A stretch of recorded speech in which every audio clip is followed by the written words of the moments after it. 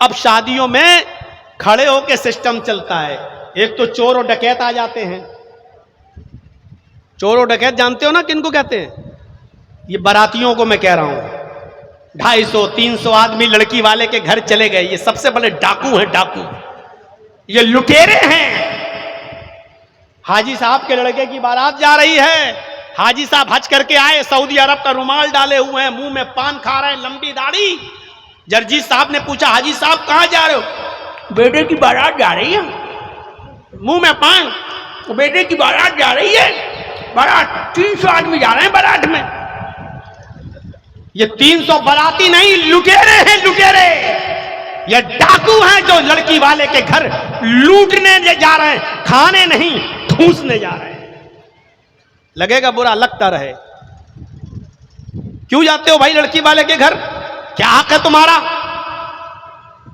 साहब दावत मिली है। लड़की वाले ने दावत नहीं दी है, दावत लड़के वाले ने दी है। लड़के के घर खाओ ना। नहीं साहब, लड़की के बाप ने कह दिया था लड़के के बाप से कि आप 300 आदमी ला सकते हो। तुम लड़की के बाप की मजबूरी को उसकी इजाजत कह रहे हो? शर्म नहीं आती तुम्हें? तुमने कहा था कि हमारे रिश्तेदार सब जोड़कर 250-300 बन रहे हैं, तब उसने इजाजत दी कि ले आओ। तुम लड़की के बाप की मजबूरी को इजाजत कहते हो? शर्म नहीं आती? उस 300 आदमियों को खिलाने के लिए बकरा, चिकन, मटन, मछली, मुर्गा, अंडा, नाश्ता, ये सब कराने के लिए उसने बैंक से लोन लिया है। 30 सालों से जर्जी तकरीरें कर रहा है। 30 सालों से ऐसे ऐसे घरानों को जानता हूं, ऐसे ऐसे घरानों को जानता हूं मेरे भाइयों, जिन्होंने अपनी बेटियों की शादी पर लोन लिया। उन्होंने 300-400 बारातियों का पेट भर दिया। उनको उनकी मर्जी के मुताबिक chicken, mutton, fish fry item सब नाश्ता करा दिया। बैंक का लोन अदा करने के लिए, बैंक का कर्जा अदा करने के लिए उन्होंने अपने 20 साल खत्म कर दिए। पता चला अब तक उन्होंने जो पैसा जमा किया वो सूद था, अभी जो रकम ली थी वो बाकी है। 20 साल के बाद भी वो आज भी मेरे भाइयों अपनी बेटियों के नाम पर कर्ज लिया हुआ बैंक का अदा नहीं कर पा रहे हैं। 20 साल से जो जमा किया है वो सूद में गुजर गया, मूलधन अभी बाकी है। और बेगैरतो लड़की वालों के यहाँ किस मुंह से खाने चले जाते हो? तुम्हारा कलेजा कितना बड़ा है? तुम लड़की के घर बैठकर कैसे अपने हलक से पानी उतार लेते हो? तुम चिकन और मटन का आइटम कैसे उतार लेते हो? तुम्हारे पेट में जाने के बाद कैसे वो हजम हो जाता है?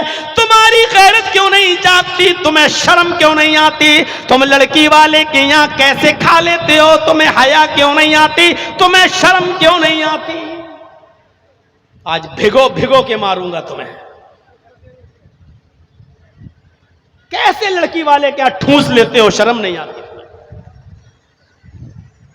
कैसे तुम्हारी इज्जत गवारा कर लेती है?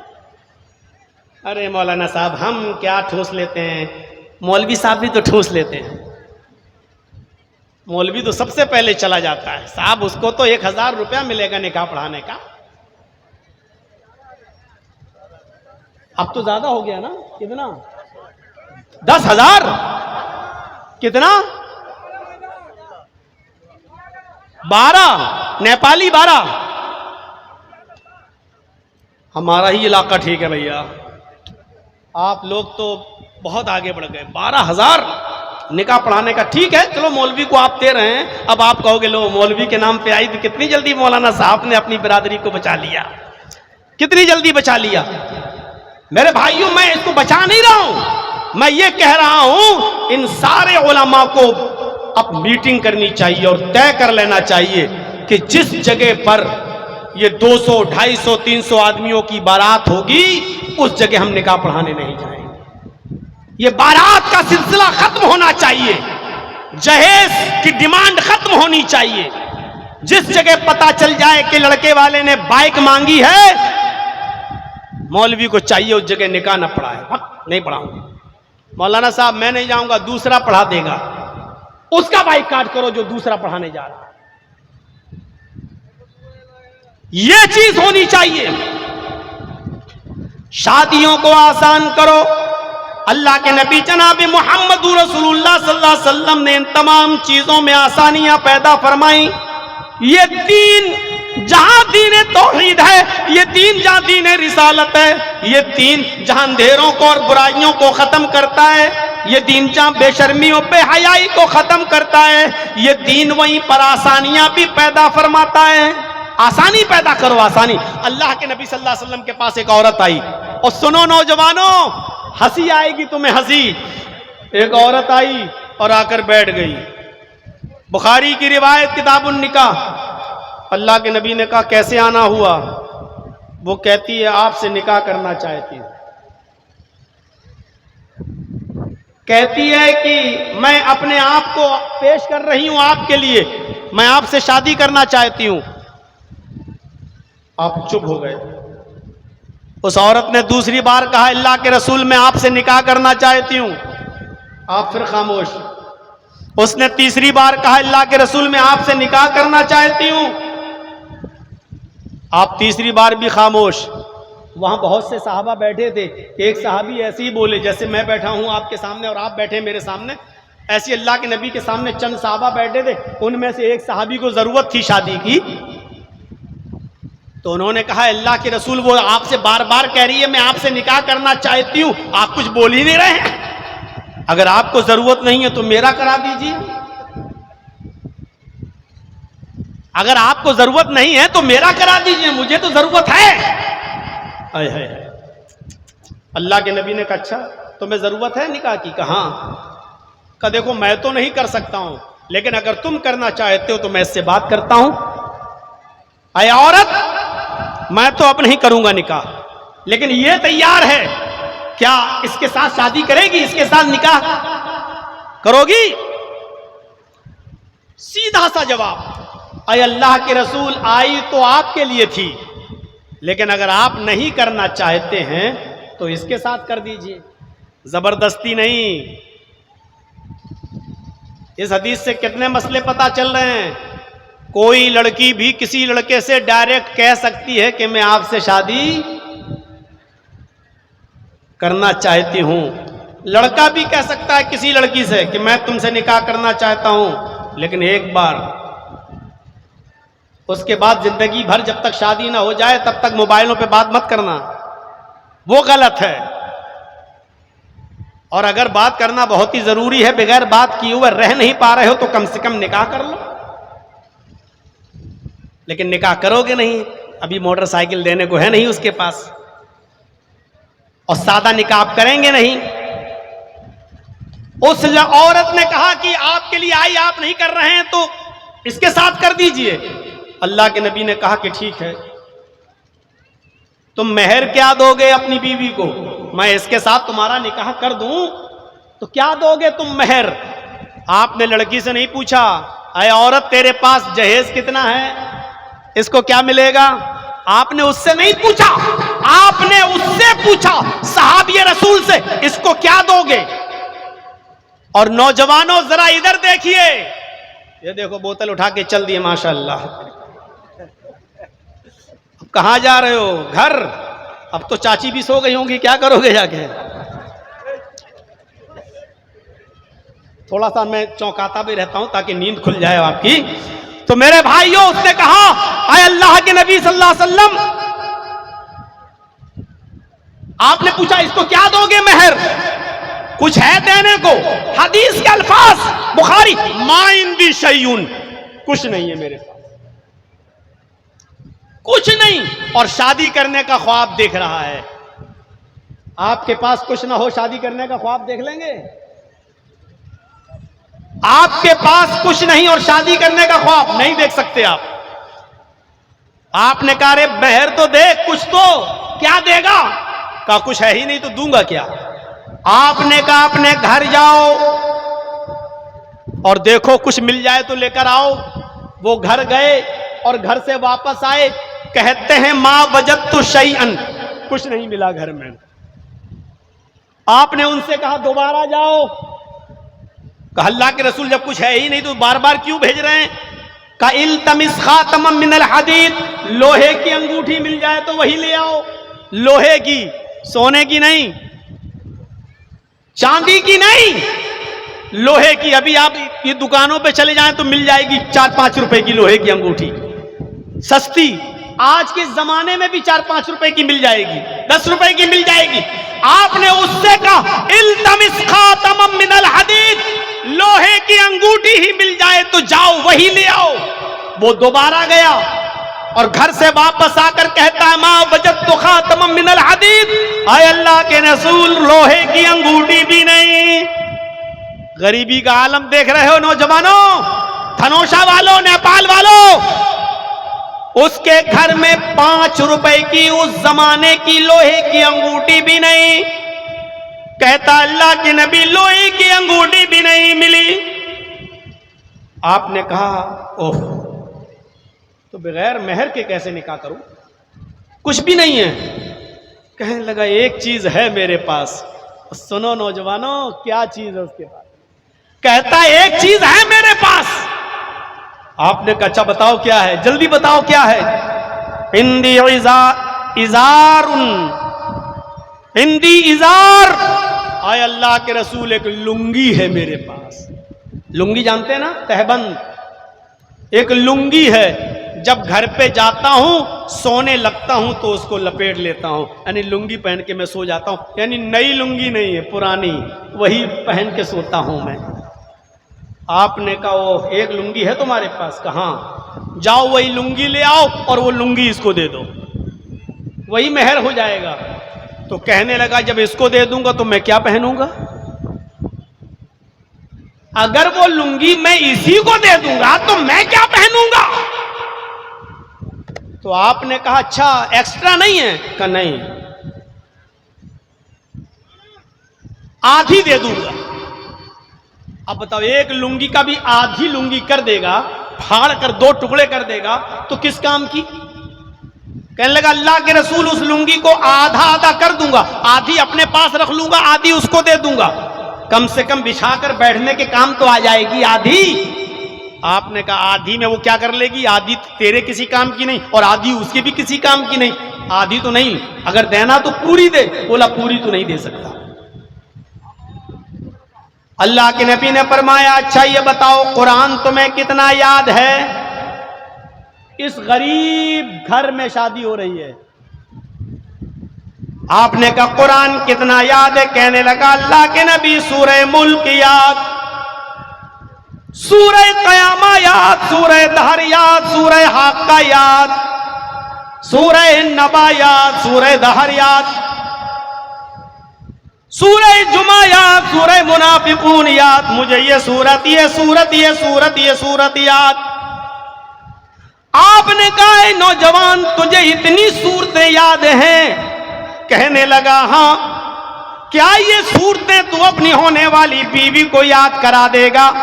क्या ये सूरतें तू अपनी इस औरत को, अपनी बीवी को सिखा देगा? कहने लगा हाँ। आपने उस औरत से पूछा कि तेरे होने वाले शौहर के पास माल नहीं है देने के लिए कुछ भी, अगर यही सूरतों को मैं मेहर बना दूं और तेरा ये शौहर कुरान की इन्हीं सूरतों को मेहर बना दूं और वो तुझे ये सूरतें सिखा दे, तो क्या ये मेहर तुझे कबूल है? कुरान की इन्हीं सूरतों को तू क्या अपना मेहर मानने के लिए तैयार है? कहने लगी कि अल्लाह के नबी जिस औरत के निकाह में कुरान की ये सूरतें मेहर बन जाएं, उससे ज्यादा बाबरकत और पाकीज़ा निकाह किसका हो सकता है? मुझे मंजूर है। आपने उसी वक्त उस औरत का निकाह पढ़ा दिया, उस सहाबी का निकाह पढ़ा दिया और वहीं से रुखसती हो गई। उस औरत का बाप नहीं था, उस औरत का भाई भी नहीं था, इसलिए अल्लाह के रसूल खुद उसके वली बन गए, खुद उसके वली बन गए। औरत बगैर वली के निकाह नहीं कर सकती, जायज नहीं है। इसलिए जितनी शादियां कोर्ट में होती हैं वो सब हराम और नाजायज हैं। जो शादियां भाग कर की जाती हैं, लड़का लड़की भाग गए, दूसरे गांव चले गए, और दूसरे गांव का हाजी साहब वो लड़की के बाप बन गए। बेटा तो हमने अपना बेटा बना लिया। ये तेरे बनाने से बेटी बेटी नहीं हो जाएगी बेगैरत, ये हाजी कहलाता है तू। इससे बेहतर था कि तू मर जाता, लेकिन हाजी ना कहलाता। शर्म नहीं आती तुझे? एक भागी हुई लड़की का बाप बनते हुए तुझे शर्म नहीं आती? धनोषा से कोई लड़का और लड़की दोनों भाग गए, और मान लीजिए बढ़नी सिद्धार्थ नगर झंडा नगर पहुंच गए, और वहां किसी गांव में पहुंच गए। वहां का एक बुढ़ा आदमी, वो हाजी साहब, नमाजी साहब, वो कहने लगे मैं इस लड़की का बाप बन गया हूं। मस्जिद के मौलाना से कहा चलो ठीक है निकाह पढ़ा दो इस लड़की का बाप मैं, और मौलाना साहब ने निकाह पढ़ा दिया। उस मस्जिद में ही नहीं, अगर ऐसी भागी हुई लड़की का निकाह खाने काबा में भी अगर पढ़ाया जाए, और ऐसा फर्जी बाप चाहे वो एक नहीं 1,00,000 मर्तबा भी हज कर लिया हो, उसके बाद बाप बनकर, डुप्लीकेट बाप बनकर इजाजत देता हो, और मस्जिद नबवी में या खाने काबा में भी निकाह पढ़ाया गया हो, अल्लाह की कसम इसके बावजूद वो लड़की हलाल नहीं होगी, वो निकाह हलाल नहीं होगा। वो दोनों जिनाकार होंगे। जितने भी बच्चे पैदा होंगे वो सारे बच्चे हरामी, नाजायज औलाद कहलाई जाएगी, वो बच्चे हरामी कहलाए जाएंगे। वरासत से वो बच्चे हक नहीं पाएंगे। मेरे भाइयों, इसलिए हलाल रिश्ते करिए, हलाल। ये भागकर शादी, कोर्ट मैरिज कर ली, नहीं होगा जब तक लड़की का वली तैयार नहीं। लड़की का वली उसका बाप है, अक्लमंद है, दानिशमंद है, होश में है, हवास में है, तो अपने बाप की मौजूदगी में चचा भी इजाजत नहीं दे सकता।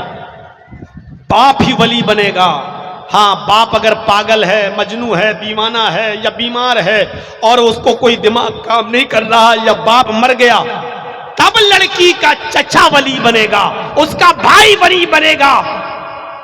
बाप नहीं है, भाई नहीं है, कोई नहीं है। या लड़की माँ बाप छोड़कर इस्लाम ले आई, माँ बाप ने उसको घर से बेदखल कर दिया, वो अकेली है, इस्लाम ले आई, तो निकाह पढ़ाने वाला काजी उसका वली बनेगा, लेकिन बगैर वली के निकाह नहीं करेगी। वली उस वक्त भी चाहिए, चाहे वो कोई भी हो। अगर वो गैर मुस्लिम से इस्लाम लाती है तो उसका भी वली चाहिए। उसका बाप इजाजत नहीं देगा, ये इस्लाम छोड़ने के लिए तैयार नहीं है, तो जर्जीस साहब अगर निकाह पढ़ाएंगे तो जर्जीस उसके वली बनेंगे, लेकिन वली के बगैर फिर भी औरत निकाह नहीं कर सकती है, उसको उस वक्त भी वली की जरूरत पड़ेगी। समझ लिया?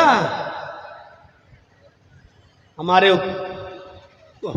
इंडिया की तरह नहीं, अब तो गैर मुस्लिमों के साथ एक साल में 10,000 लड़कियां पूरे हिंदुस्तान के अंदर, इंडिया का ये परसेंटेज सामने आया, एक साल में 10,000 लड़कियां गैर मुस्लिम लड़कों के साथ शादियां कर रही।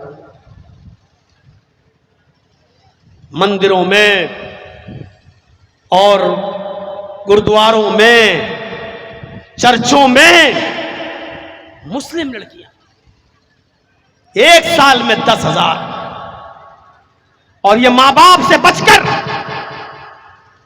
कोर्ट में कर रही हैं, क्योंकि 18 साल के बाद हमारे मुल्क का कानून कहता है लड़की आजाद है, वो अपना अच्छा बुरा खुद सोच सकती है।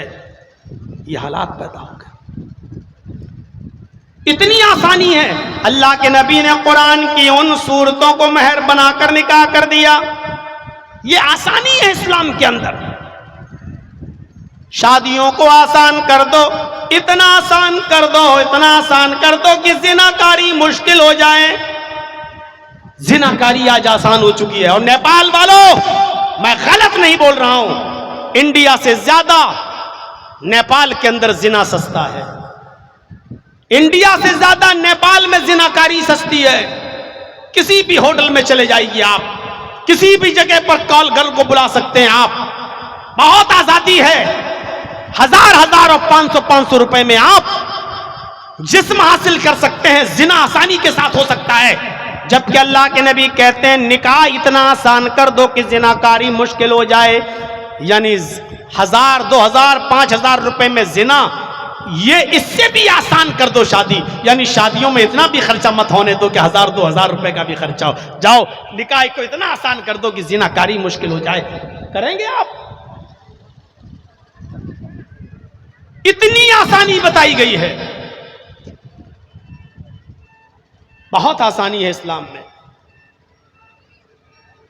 इस्लाम दीन साल है, बहुत सहूलत है इस्लाम के अंदर। देखिए सख्ती है अपनी जगह पर, नमाज किसी हाल में माफ नहीं। सख्ती देखिए आप, नमाज किसी हाल में माफ नहीं। बारिश हो रही है, नमाज पढ़ना है। आपके घर में 8 लड़कियां हैं, दुआ मांगते गए, अल्लाह लड़की दे दे, फिर लड़का, लड़का दे दे, फिर लड़की, लड़का दे दे, फिर लड़की। 8 लड़कियां पैदा हो गई दुआ मांगते मांगते। अल्लाह ने अब सुन ली, एक लड़का दे दिया। कितनी खुशी हुई? 8 लड़कियों के बाद एक लड़का, कितनी खुशी हुई? जिस दिन लड़का पैदा हुआ आप जमीन में पैर नहीं रख पा रहे हैं, आसमान बोल रहा है अल्लाह तूने मुझे 8 बेटियों के बाद एक बेटा। कितनी खुशी होगी आपको? आजान की आवाज आती है, हय्या अलस सलाह। इतनी खुशी आपको मिली है, लेकिन चलो नमाज का वक्त, नमाज पढ़ो। खुशी में भी नमाज माफ नहीं है। 8 लड़कियों के बाद एक लड़का मिला, 14 साल का, 15 साल का, 16 साल का, जवानी में पहुंचता है। 8 लड़कियों के बाद अल्लाह ने बेटा दिया, आज उस बेटे को छीन लिया। 16 साल की, 18 साल की उम्र में वो लड़का आपका मर गया। आपकी आंखों के सामने उसने दम तोड़ दिया, उसको कैंसर की बीमारी हो गई, आज वो मर गया। गौर करो आपको कितना गम पहुंचेगा, आप कितना रोएंगे, आपको कितना अफसोस होगा, आपकी आंखों में कितने आंसू आएंगे। 8 बेटियों के बाद एक बेटा मिला, वो भी कैंसर में मर गया। आपके ऊपर कितने गम के पहाड़ टूट गए आप नहीं बता सकते, लेकिन आपकी आंखों में आंसू हैं। बेटे की लाश आपके सामने रखी है, आजान की आवाज आती है, अल्लाहू अकबर, अल्लाहू अकबर। बेटे का गम भूल जाओ, जाओ मस्जिद में आप नमाज पढ़ो। इस गम के मौके पर भी नमाज माफ नहीं है। देख रहे हैं सख्ती? खुशी है तो नमाज माफ नहीं, गम पहुंचा तब भी नमाज माफ नहीं। कैसी भी बीमारी है नमाज माफ नहीं। ये तो हो गई मुश्किल। आसानी देखिए, बारिश हो रही है, मस्जिद में नहीं जा सकते, घर में नमाज पढ़ लो। जुहर और असर को एक साथ पढ़ लो, मगरिब और इशा एक साथ पढ़ लो। सफर में है तो आधी कर लो कसर, 4 रकात वाली रकात 2 रकात पढ़ लो। जमा बैन सलातैन, 2 नमाजों को एक साथ जमा कर लो।